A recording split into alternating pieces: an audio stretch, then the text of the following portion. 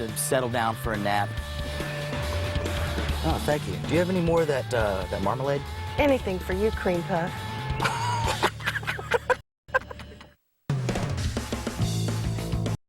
Today, the pressure is on. We'll show you a powerful way to clean up your act. Then, how about a knockout flower that packs a real 1-2 punch?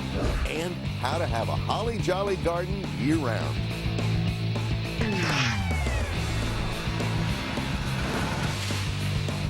Cool! Well, it's time to tackle a few routine chores here at my place, beginning with a little digging in the dirt. We can dig it. Actually, I'll be doing the digging. Now, this is where I recently dug up a big contorted filbert. Could we have that file tape, please?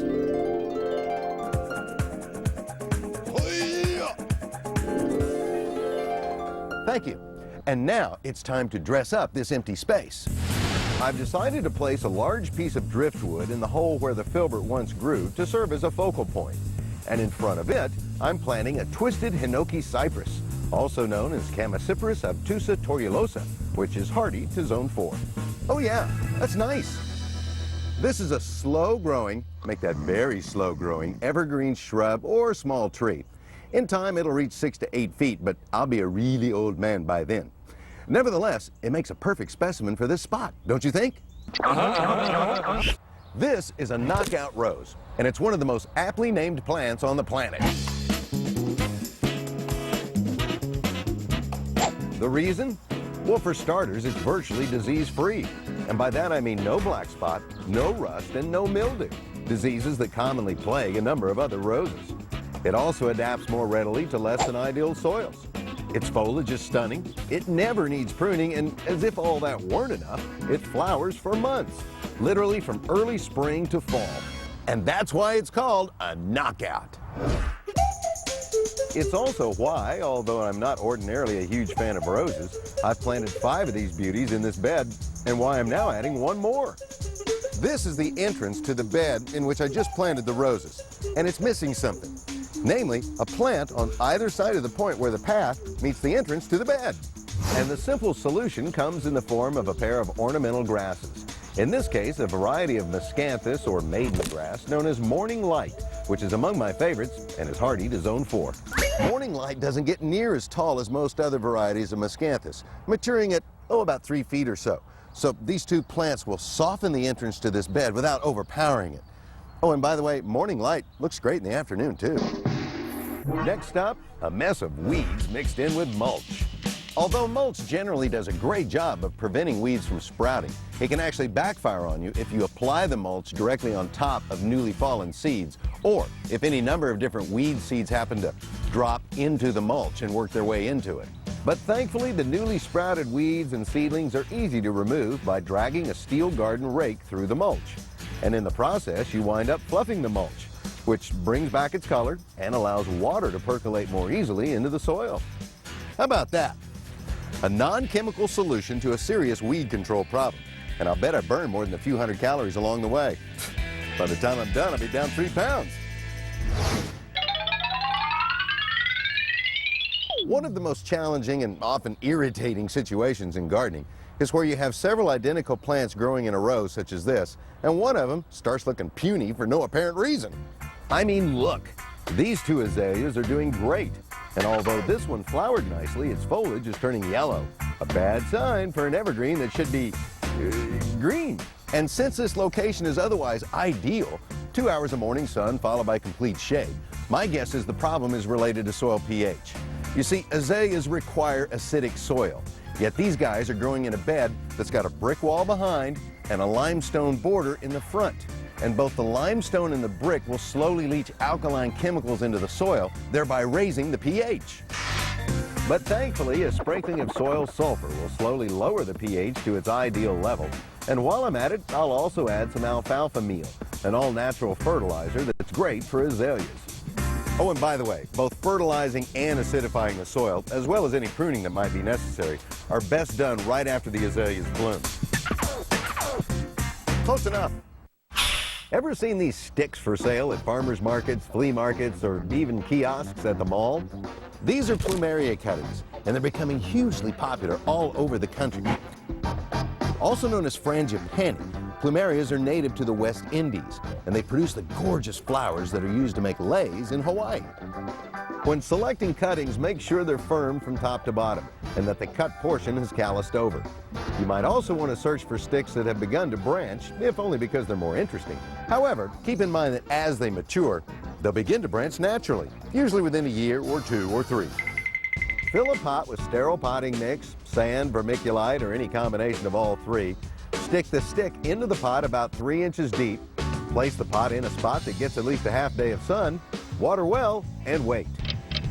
Within about 4 weeks, leaves should begin to emerge from the tips of the cuttings, a sure sign that roots have begun to form.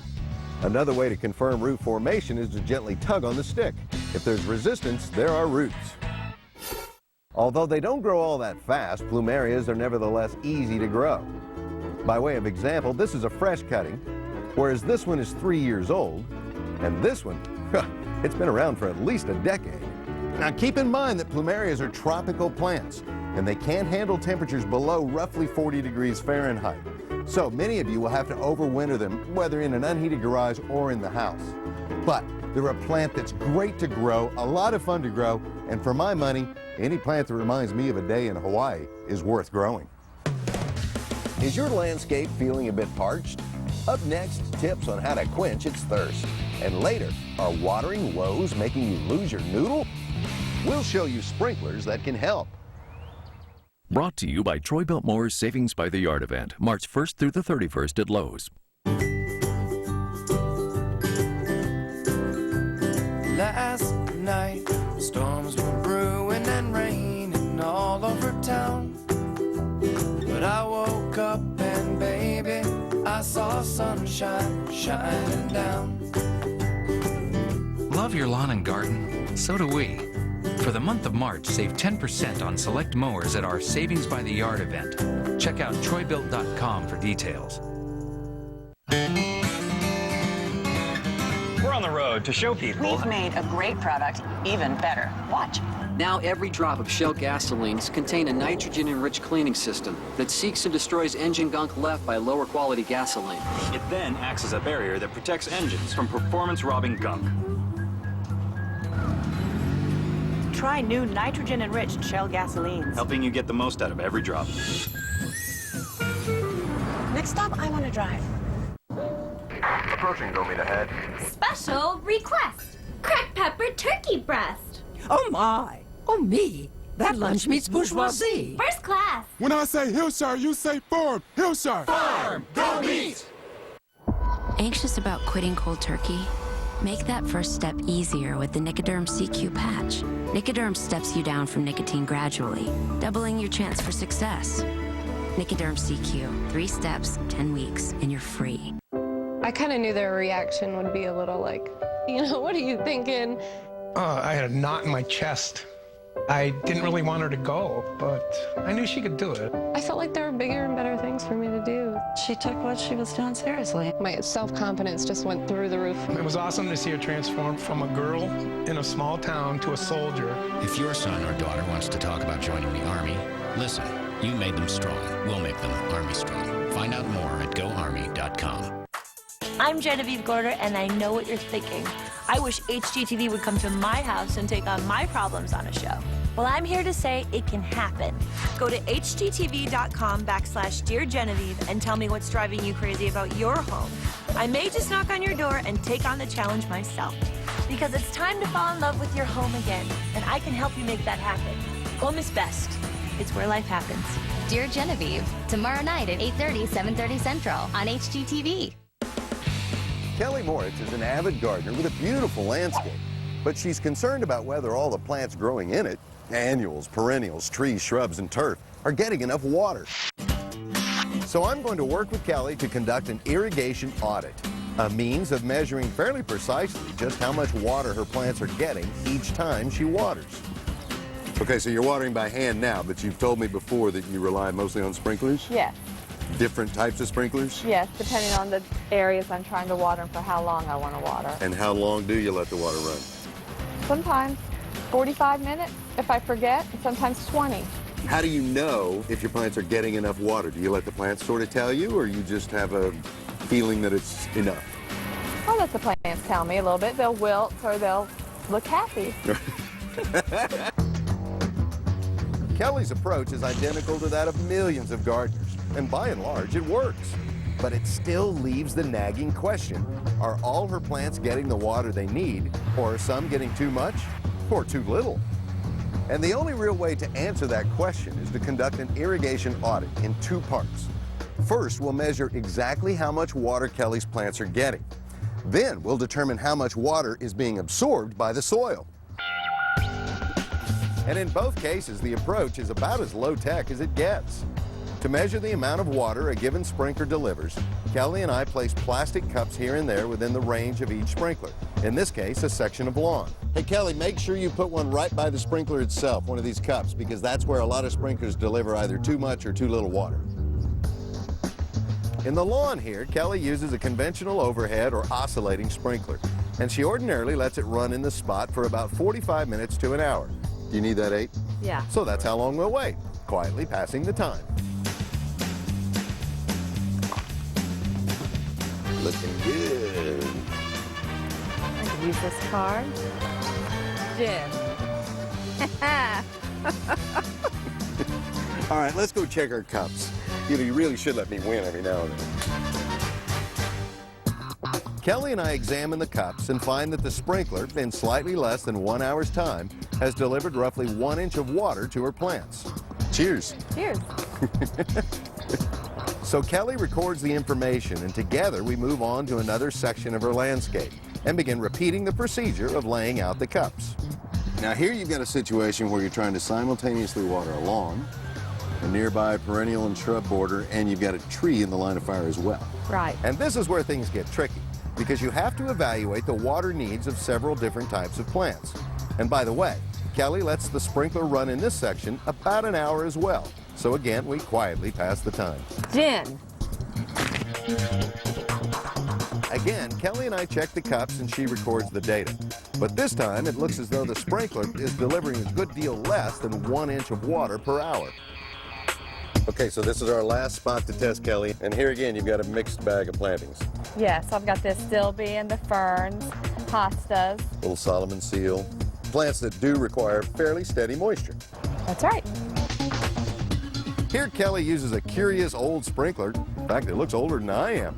But I must admit, it seems to work. You can have it. She only lets it run for about 20 minutes. And I, for one, couldn't be happier about that. Jen. You know, Kelly, this squirrely-looking thing puts out quite a bit of water. And in a short period of time, because I've got almost 2 inches in my cup. How about you? Yeah, I've got about the same. Pretty close. Huh. And it's broken. Yeah, it's one of my favorites. While Kelly records the data, hey, this is an experiment after all, I get ready for part 2 of the audit process. Okay, Kelly, now we have to dig in the dirt to see just how much water is actually being absorbed in the soil. Okay. How much water is actually absorbed can vary tremendously with soil type. And again, we use a low-tech approach, simply stabbing our trowels into the ground so we can examine a cross-section of soil. All right, Kelly, the water's only percolated, well, maybe an inch, if that, in this spot. What have you got? I've got about a ½ inch, Paul. All right. We move on to make the same measurements in the other 2 areas, then we discuss our findings. It turns out that the lawn is definitely getting enough water because the water is perked 3 inches deep, which is roughly the depth of the root zone. The patio area is actually getting a little more water than it needs, but the second spot we tested, where the water didn't even reach a depth of 1 inch, needs a little fine-tuning. Kelly, I think the problem here is related to the sprinkler, really. It is. It's just not doing its thing, so I picked up this one for you. And after testing the new sprinkler and digging a bit more in the dirt, we find that it does indeed deliver more water than the old sprinkler. I also took a few minutes to replace the washers where needed, particularly on Kelly's sprinklers, and I install a simple and inexpensive water timer on the faucet so that Kelly can turn on the water and go about her business. I also explained to Kelly how oscillating sprinklers are great, but they do lose more water due to evaporation than other designs, especially on windy days. How sprinklers like this may not deliver as much water as you might think. Now this whole thing, well, it actually delivers a lot more water than either one of us thought. But from here on out, Kelly can fine-tune her irrigation methods to deliver just the right amount of water. Approximately 1 inch per week for the entire landscape, maybe a bit more in the summer or during prolonged periods of drought, assuming the water percolates to a depth of at least 3, maybe 4 inches. Certain plants, such as ferns and hydrangeas, can take a bit more, while the mature trees will usually do fine with little more than regular rainfall. Kelly, I gotta go, but before I do, I was wondering if you had time for one more game. Sure, why not? Atta girl. Want to make every day a holly day? Up next, we'll show you how. And some tools to help you get a leg up on that spring cleaning. Whether you're shopping for your first place, Oh, this is awesome. or looking for something that has real potential, Wow. the search can be overwhelming. HGTV's Open House Sunday lineup has what you need to know now. That is awesome. Real advice, Anyone should be able to do it. real information, I just want to make a lot of little changes. real answers to your questions about real estate. Not bad, right? Open House Sunday, today beginning at 10:30 on HGTV. For the first time ever, a series that explores the myths surrounding the history of the Disney parks. Did Walt live at Disneyland in his own private apartment? Is there a basketball court hidden in the Matterhorn? And is there an entire underground city beneath Walt Disney World's Magic Kingdom? Join Disney Imagineers as they uncover the truth behind these famous Disney myths and legends in Disney's Fact or Fiction. Available now. Tune into Channel 1, then press Searchlight, Travel and Leisure, and then Disney Travel. My family, we like to save money and we love to talk. That's why I added Comcast Home Phone Service to our TV and internet. We can call friends and family all over town. We get great calling features and the sound quality is amazing. Plus, long distance is just 5 cents a minute. And since we're already Comcast customers, I know we're getting reliable service. Plus, we save a ton over those other guys. And that really comes in handy with this one. Comcast Digital Voice Local with more. $24.95 a month every month. Call now.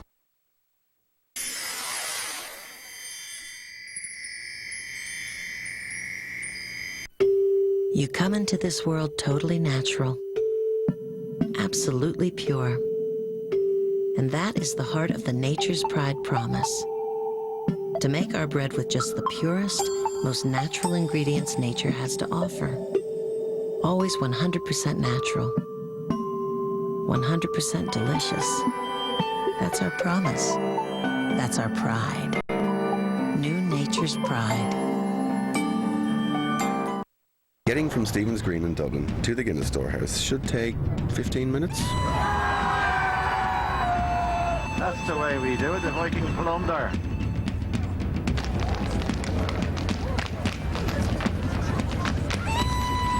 I still have the mark on the end of my nose. Footprints from the fairy's toes. I think they're speckled, but some say they're freckled. There was a fairy on my nose. But don't be surprised if you get sidetracked. The original Bud Classic that started it all. Check out Dad's first starring role. Air Bud Special Edition. He looks so young. Now I know where I got my moves from. With an all-new Buddy's commentary. He's talking about us. Air Bud Special Edition on Disney DVD today, rated PG.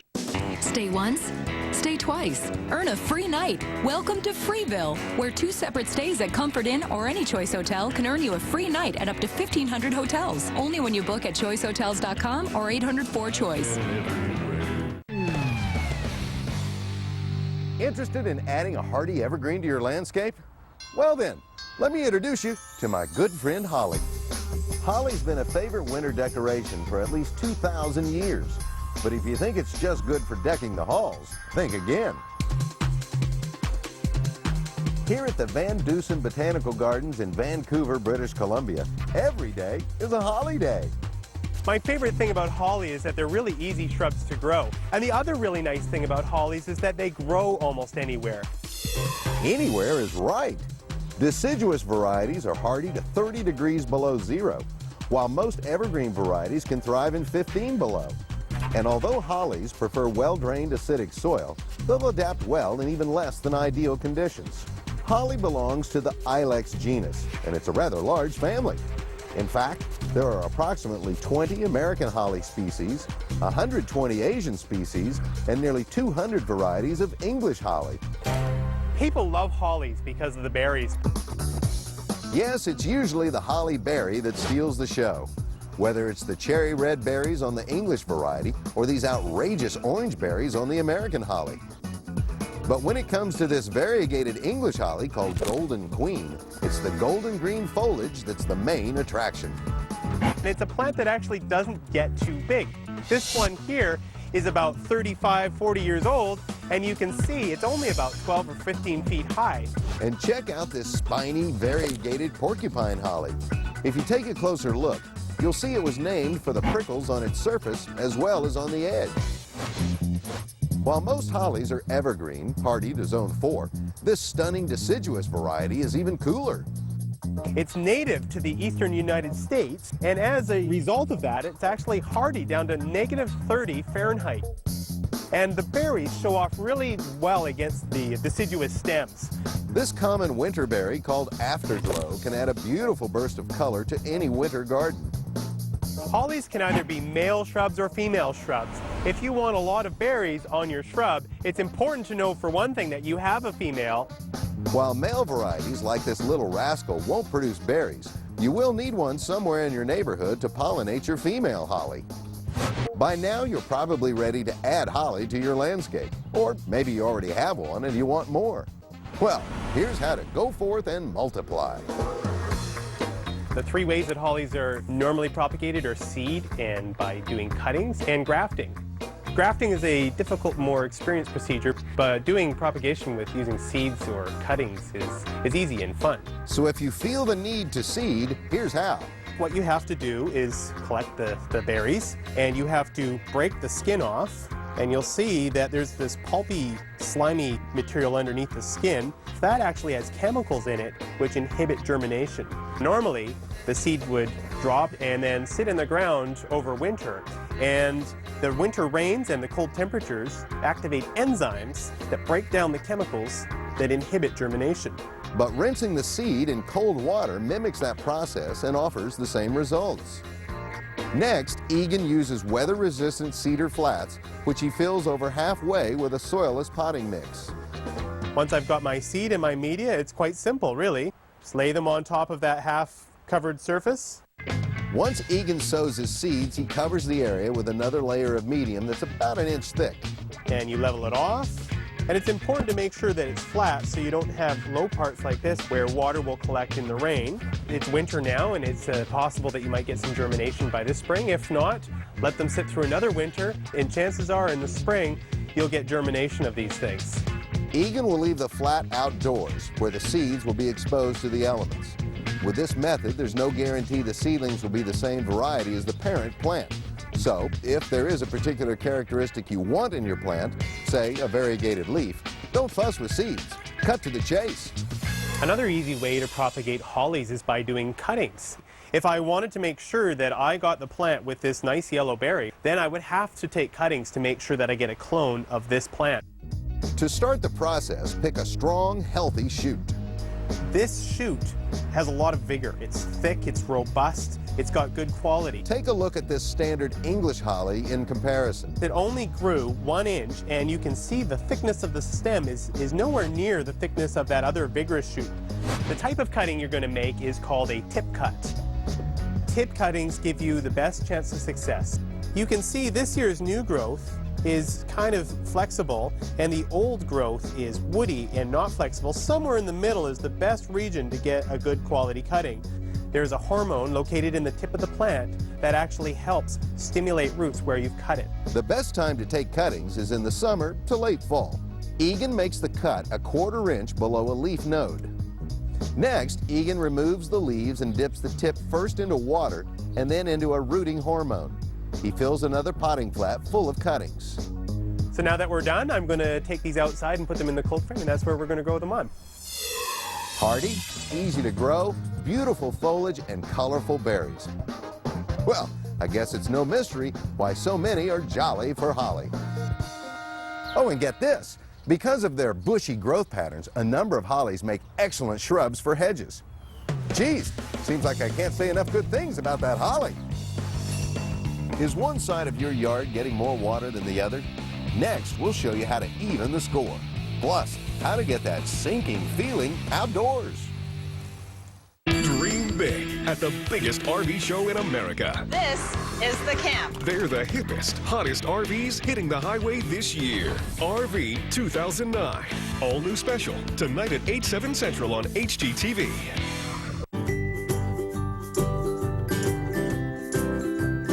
Last night, storms were brewing and raining all over town. But I woke up and baby, I saw sunshine shining down. Love your lawn and garden? So do we. For the month of March, save 10% on select mowers at our Savings by the Yard event. Check out troybuilt.com for details. If your family were a 3G family, you could post your trip on YouTube before you even get home. Or surprise your wife with tickets to a Broadway show. Email Grandma a T-Rex 1 second and a Tiger the next, all at 3G speed. Sprint's Everything Data Family Plan lets your family use their phones the way they want on America's most dependable 3G network. Plus, you'll save at least $360 a year over comparable AT&T and Verizon plans. Come into a Sprint store and see how much you can save.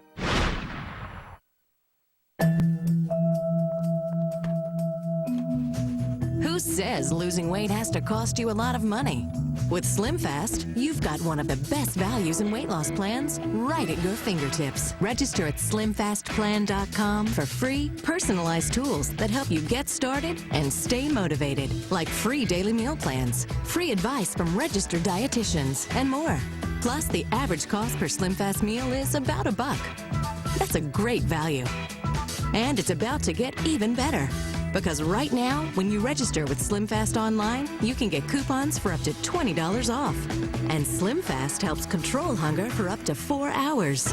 So you've got the power, the tools, and the savings you need to kick some cravings without breaking your budget.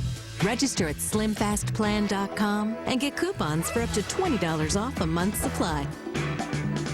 SlimFast. Power up. Slim down. I'm HGTV's Carter Osterhaus. For our Change the World Start at Home campaign, we're sharing simple ideas you can use at home to save energy, natural resources, and make the most of what we have.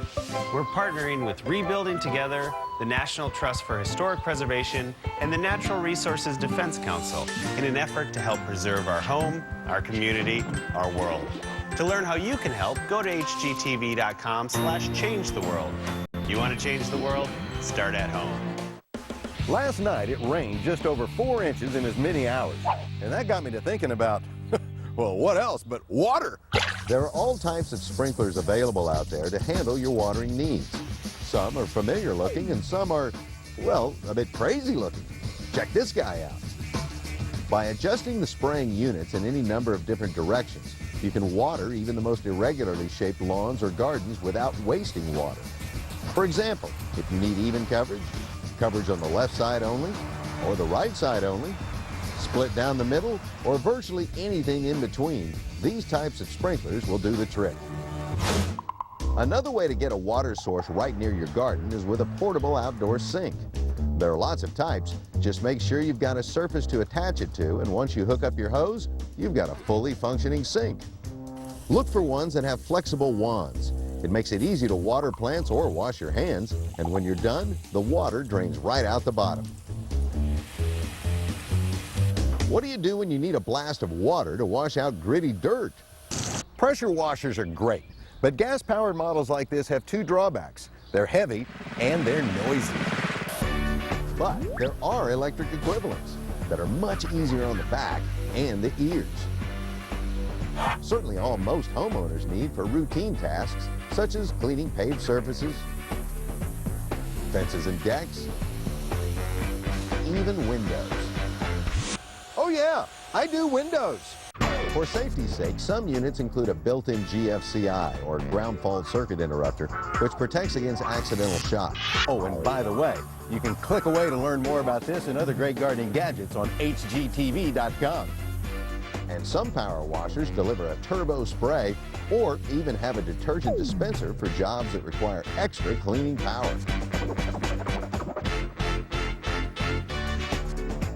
Like all the windows I've got to clean. Hey, I told you I did windows.